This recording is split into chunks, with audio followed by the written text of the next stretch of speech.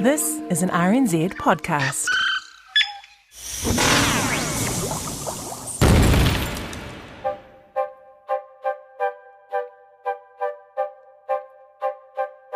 Kia ora and welcome to Elemental from RNZ. We're celebrating the International Year of the Periodic Table with an alphabetical meander through the chemical elements. I'm Allan Blackman from the Auckland University of Technology. And I'm Alison Ballance. And in episode 74, we are going to the moon. Sort of. Indeed, we are talking about selenium, and this comes from the Greek. Now, we're not quite sure how to pronounce this. It could be Selene or it could be Selene. I'm plumping for Selene. I just think it sounds better. We'll just go with that. Sorry if we've got it wrong. There we go. From the Greek Selene, meaning moon. So, we'll explain the moon link in a minute. That's right, because first we need the all-important vital stats, please. Okay, chemical symbol of selenium Se, atomic number 34. That puts it in towards the right-hand side of the periodic table, around about halfway down group 16, and it was discovered in 1817.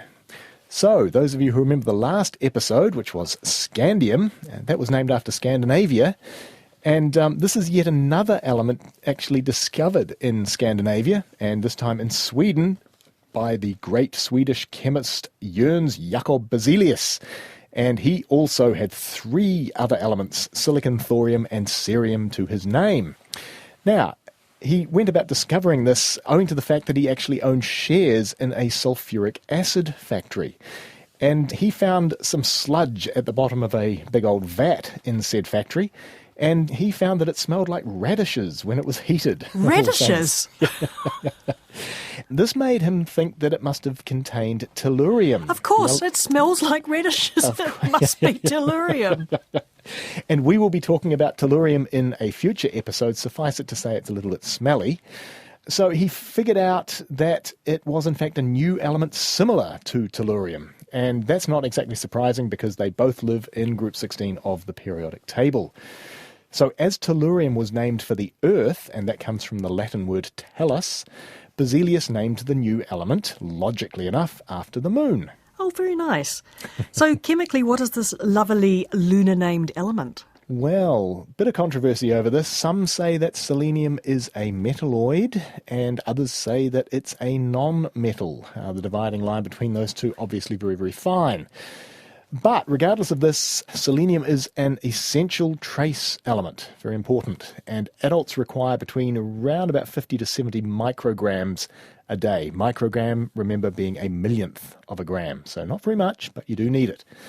So selenium is in fact present in the amino acid selenosystane, which is essentially the selenium analogue of the sulfur-containing amino acid cysteine. So you take out a sulfur and you put in a selenium instead? Yep, exactly, yes. Aha. Now, we rather famously have soils that are low in selenium, and I think we've covered this similarly in the cobalt episode, because we have soils that are low in cobalt as well. Mm-hmm. Yes, indeed. So New Zealand soils are, in fact, deficient in selenium. And if we're not careful, we run the risk of getting a thing called Keshan disease, and that's rather nasty. It's a congestive heart disease that was first linked to selenium deficiency in China. What people around the world often eat to get their selenium is in fact chicken and beef. And if you go to the USA and eat your chicken and beef, you'll find that they're very, very good sources of selenium.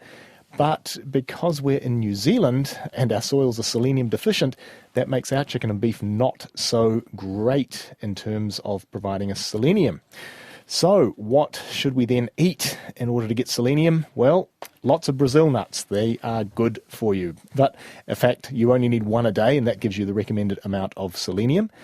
And also, if you eat up large on seafood, so things like snapper or flounder or alfonsino, which the other name for that is red bream, they are all great sources of selenium. There are, of course, other things, but these ones sound particularly yummy. So we can guard against this nasty deficiency by eating those sorts of foods. I think kidney and liver are also good sources, but yuck. Yep, indeed. And by the way, that was my response even when I was a hardened meat eater, which I'm definitely not now, but hit me in the liver. Yeah. Yeah, no, I'm totally with you there. Lamb's fry. Ugh, no. Nasty childhood memories. Anyway, back to selenium. And this is really interesting because selenium in fish, so this appears as a compound called seleninine. And that is a molecule that is related to the amino acid histidine. It's a derivative of that which has got a selenium atom in there. And weirdly, this appears to protect against the toxic effects of mercury, which is really bizarre. You can seemingly eat fish that are high in mercury if you've got lots of selenium in the fish as well, and you don't sort of get mercury poisoning. So people are quite interested in how that works. And also, this particular compound might, in fact, reduce the risk of cancer caused by free radicals. Very curious indeed. So that's some biological uses out of the way. What about more chemical uses? Okay, so the element selenium itself has got at least 3 allotropes, and of these the most common are a red form and a grey form, and the latter you would call semi-metallic, which is why we couldn't figure out whether it was a metalloid or a non-metal before. So the latter grey form has the unusual property of being an insulator in the dark, but it conducts electricity when it's exposed to light. That's weird. So remember those annoying things we used to go into shops and they go buzz when you cross the line or whatever, these electric eye things? Yeah. Remember those? Yeah. So they contain selenium. And in fact, very, very extensively used in photocopiers way back in the 70s and 80s because of its photoactivity. But it's not used so much now. It's largely been superseded by organic molecules that act as photoconductors. However, selenium in its turn has helped lead to be superseded in plumbing materials by copper alloys containing bismuth, which is its periodic neighbour, in combination with selenium. So that's a good thing, getting lead out of the plumbing environment, I guess. So apart from fish fillets and bathroom fittings, are there any other places I'm likely to come across selenium?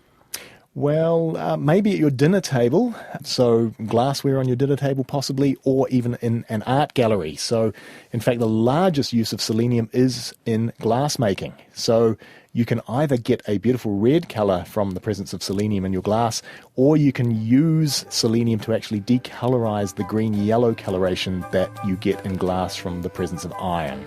Well, here endeth yet another colourful episode of Elemental. I'll be heading to the kitchen after this for a Brazil nut snack. And if you'd like to hear the other episodes that have referenced said Brazil nut, you'll find them all at rnz.co.nz/chemistry. And you can also find all the other episodes that reference coloured glass on your favourite podcast app. So we are back next time with silicon. But until then, it's cheerio from me, Allan Blackman. And me, Alison Ballant. Kia pai tō rā.